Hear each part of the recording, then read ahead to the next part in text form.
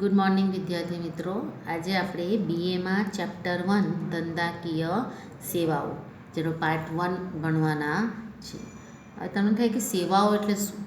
તો અર્થતંત્રમાં સેવાઓનું મહત્ત્વ વધતું જાય છે. આપણે આગળ જોયું કે ઉદ્યોગો જે છે એમાં આપણે 3 પાર્ટ પાડ્યા, બરાબર. કઈ કઈ રીતે ઉદ્યોગો જે છે ઉદ્યોગોના કે ભાઈ પ્રાથમિક ઉદ્યોગ, પણ ત્યારબાદ સેકન્ડરી દ્વિતીય ઉદ્યોગ જેને ઔદ્યોગિક એકમ બી કહેવામાં આવે છે, ઔદ્યોગિક અને ત્રીજો જે છે તે સેવાઓ, બરાબર. આ જે સેવાઓ જે છે આનુષંગિક કહેવાય, અને આનુષંગિક સેવા એટલે કે વેપારને લગતી સેવાઓ છે, જે ધંધાકીય સેવાઓ પણ કહેવામાં આવે છે. તો આ જે અર્થતંત્રમાં સેવાઓનું મહત્ત્વ વધતું જાય છે, બરાબર. ટોટલી આપણે સેવાઓ ઉપર ડિપેન્ડ છે. બેન્કિંગ છે, ટપાલ છે, વખાર છે. તો આ જે સેવાઓના કારણે આપણે સગવડમાં અથવા અનુકૂળતામાં વધારો થાય છે. બેન્કિંગ છે, જે આપણે સેવિંગ કરી શકીએ છીએ, બરાબર. કોઈક વાર આપણે ઉપાડ પણ કરી શકીએ છીએ. વીમો એ આપણને શું છે, આપણા જોખમ સામે આપણને રક્ષણ અપાવે છે.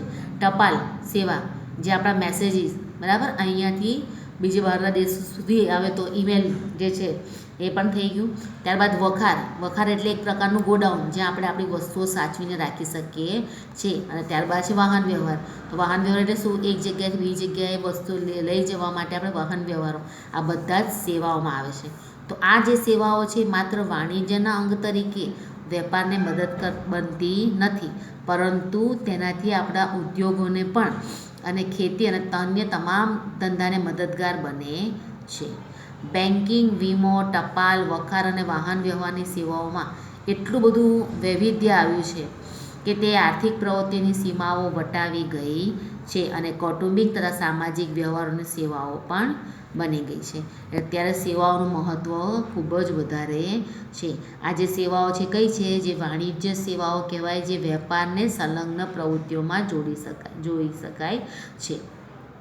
આ જે સેવાઓ છે આધુનિક જમાનામાં વિવિધતા અને વિશિષ્ટતા જોવા મળે છે, અને આ સેવાઓ શું છે? એકબીજા પર પરસ્પર અવલંબિત બની ગઈ છે. ફોર એક્ઝામ્પલ, સૌથી મોટી પહેલી જે સેવા છે વીમો, બરાબર. આપણે બધાને જ ખબર છે, આપણા પપ્પા, મમ્મી, આજુબાજુ બધા જ લોકોએ આ વીમો લીધો હોય છે, બરાબર. વીમો એટલે શું? એક પ્રકારનો કરાર છે જે વીમો લેનાર અને વીમો આપનાર વચ્ચે હોય. જો વીમો લેનાર જે છે એ પ્રીમિયમની રકમ આપે છે, અને જે વીમો આપનાર છે એ અવેજના બદલામાં એની પાસે એક વચન મેળવે છે કે તમને કોઈ પણ જોખમ થશે તો એનું સામે અમે નુકસાનના પેટે વળતર ચૂકવીશું, બરાબર. એટલે વીમો કહેવાય. વીમાના બી અલગ અલગ પ્રકાર છે, બરાબર છે. પણ આપણે અત્યારે ભણવાનું છે વીમો, એટલે વીમાનો અર્થ શું થાય છે, બરાબર. યાદ રાખવાનું, જ્યારે પણ આપણને કોઈ વ્યાખ્યા પૂછે તો ત્યારે આપણે એને છૂટા ભાગ પાડ્યા. ભાઈ વીમો એ શું છે કે ભાઈ બે પક્ષકાર છે, બરાબર. બે પક્ષકાર વચ્ચેનો એક લેખિત કરાર છે જેમાં વીમો લેનાર અને વીમો આપનાર. વીમો લેનાર પ્રીમિયમની રકમ લે છે, બરાબર. એની સામે આપનાર પાસે શું એક વચન આપે છે. કયું વચન? કે જો તમે નક્કી કરેલી રકમની મર્યાદા, તમે જે કંઈ પણ વીમો લો છો તેની સામે જે કોઈ પણ જોખમ થાય છે તો એના વળતર રૂપે, બરાબર, એ રકમની મર્યાદામાં અને નક્કી કરેલી ગણતરી પ્રમાણે આપણે જે નુકસાન થયું હોય તેનું ભરપાઈ કરી આપવામાં આવે છે.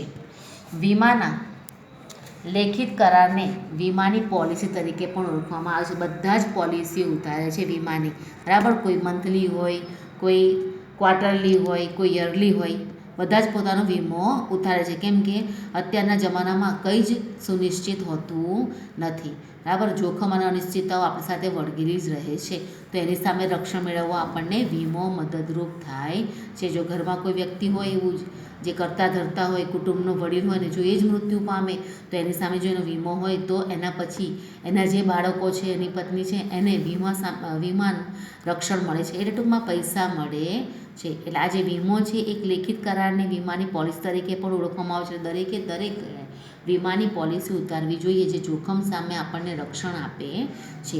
વીમો જોખમ દૂર કરતો નથી, બરાબર. જોખમ તો આવે જ છે આપણને, પરંતુ જોખમથી પેદા જે થાય છે આર્થિક નુકસાન, તેનું આપણને વળતર આપે છે. તેના સિદ્ધાંતો વીમાના મૂળ સામાજિકતા સાથે સંકળાયેલા છે અને બે પક્ષકારો વચ્ચેના કરાર બને છે. આમ વીમો સામાન્ય કરાર નથી અને તેને સામાન્ય કરારના કાયદામાંથી જોડી શકાય નહીં.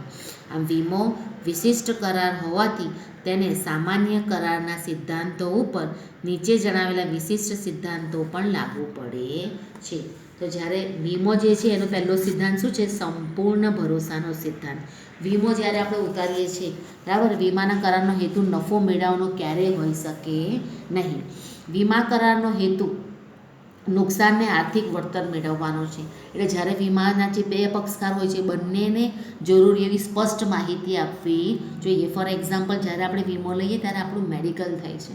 આપણે કેટલી વાર કહીએ છીએ કે ના ભાઈ મને કંઈ જ નથી, કોઈ જ રોગ નથી થયો, અને તમે મારો વીમો ઉતારી દો. પછી અઠવાડિયા પછી આપણને ખ્યાલ આવે કે ભાઈ મને ડાયાબિટીસ છે અથવા કેન્સર છે, તો આવો વીમો ઉતારે નહીં. એટલે વીમામાં શું હોય? જ્યારે વીમો લેનાર અને વીમો આપનાર બંને એ સંપૂર્ણ ભરોસાનો સિદ્ધાંત છે. એટલે જે કંઈ આપણી પાસે જે કંઈ બાબત હોય આપણને લગતી એ સંપૂર્ણપણે સાચી અને બધી માહિતી આપવી પડે છે.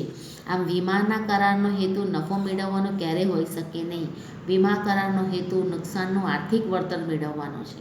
વીમાનો મૂળભૂત અભિગમ સામાજિક છે. આથી વીમા કરારના પક્ષકારોએ પરસ્પર સંપૂર્ણ ભરોસો મૂકવાનો છે. કરાર કરતી વખતે બંને પક્ષકારોને પરસ્પર જરૂરી હોય તેવી વીમા વસ્તુ અંગેની બધી જ માહિતી સાચી અને સ્પષ્ટ આપવાની હોય છે. વીમો લેતી વખતે માહિતી પૂછવામાં ન આવી હોય છતાં જો કરાર ઉપર અસર કરતા હોય તો એક પક્ષે બીજા પક્ષને આપવાની હોય છે. જો વીમા કરારમાં બાબત ના હોય તે પણ આપણે સ્વેચ્છાએ વીમો કરાવીએ ત્યારે આપણે દરેકે દરેક માહિતી આપવાની હોય છે. કોઈ પણ માહિતી છુપાવીને કરેલા વીમાનો કરાર એ એક પ્રકારનો દગો કહેવાય છે. જેને આપણે શું કહેવાય? દગો કહેવાય છે.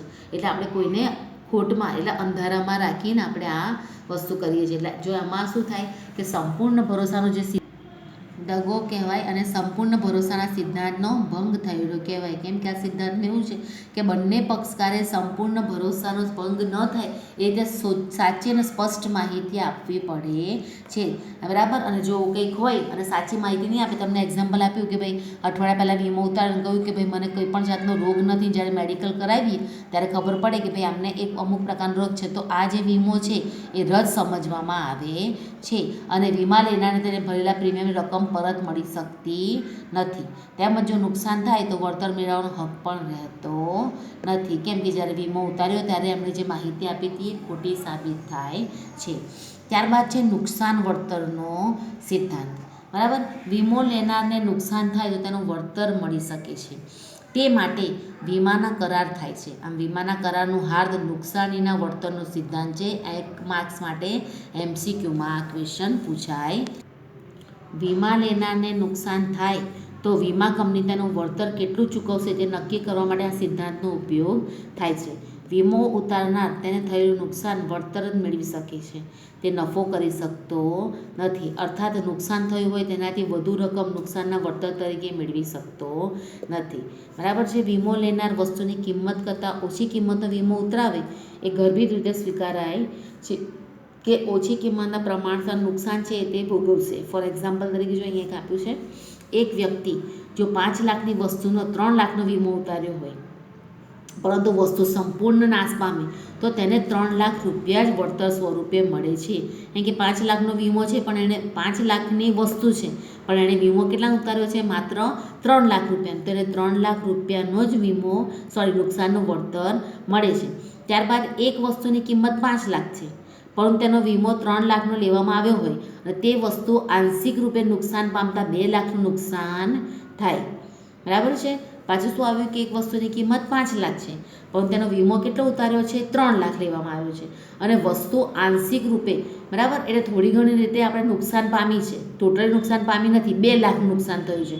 તો ઉતારેલી વીમા રકમનું પ્રમાણસર આપણને 1,20,000 મળશે. ત્યારબાદ ત્રીજું, વસ્તુની કિંમત 5 લાખ હોય અને તેનો વીમો પણ 5 લાખ ઉતાર્યો હોય અને જો સંપૂર્ણ નાશ પામે તો વીમા કંપની પૂરેપૂરી રકમ ચૂકવશે, બરાબર. એટલે નુકસાની વળતર, તો જો નુકસાની વળતરમાં ફરીથી એકવાર કે જો 5 લાખનો વીમો હોય તમે 3 લાખનો ઉતારો અને 3 લાખ રૂપિયા નાશ પામે, વસ્તુઓનો નાશ પામે તો તમને 3 લાખ રૂપિયા વીમા કંપની આપે છે નુકસાનીના વળતર બદલ. ત્યારબાદ એક વસ્તુની કિંમત છે 5 લાખ પણ તેનો વીમો 3 લાખ ઉતારવામાં આવ્યો છે અને જ્યારે નુકસાન આવે છે ત્યારે 2 લાખ રૂપિયા જેટલું નુકસાન થયું છે, લમસમ છે, તો એક્ઝેક્ટ ખબર નથી, તો વીમા કંપની તેને 1,20,000 રૂપિયા ચૂકવે છે, કેમ કે એક્ઝેક્ટ આંકડો ખબર નથી કેટલું નુકસાન થયું છે, 2 લાખની અંદર થયું છે, તો વીમા કંપની બી શું કરે છે, ઊંચક એટલે વળતર સ્વરૂપે 1,20,000 આપે છે. જ્યારે વસ્તુની કિંમત છે 5 લાખ અને વીમો પણ ઉતારેલો છે 5 લાખનો, તો વસ્તુ જો સંપૂર્ણ નાશ પામે તો વીમા કંપની પૂરેપૂરો બરાબર છે વીમો અને નુકસાનીનું વળતર ચૂકવે છે. એટલે આ છે નુકસાનીના વળતરનો સિદ્ધાંત. ત્યારબાદ છે વીમા યોગ્ય હિતનો સિદ્ધાંત. વીમા યોગ્ય હિતનો સિદ્ધાંત એટલે વીમો લેનારને વીમાની વસ્તુમાં આર્થિક હિત હોવું જોઈએ. ફોર એક્ઝામ્પલ, મકાન માલિકને મકાનમાં આર્થિક હિત હોય, જ્યારે ભાડુઆતને મકાનમાં આર્થિક હિત હોતું નથી.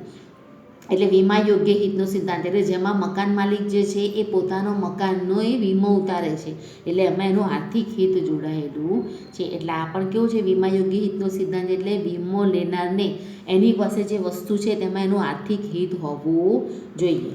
બરાબર. ત્યારબાદ છે હક બદલાનો સિદ્ધાંત.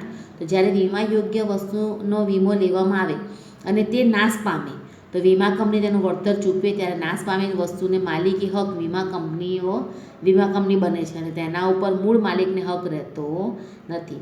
આ બાદ જિંદગી વીમા, અને યાદ રાખવાનું કે આ બાબત જિંદગીના વીમાને લાગુ પડતી નથી. બરાબર. ત્યારબાદ છે વીમાના પ્રકારો, એ પછીના પીરિયડમાં આપણે જોઈશું. Thank you.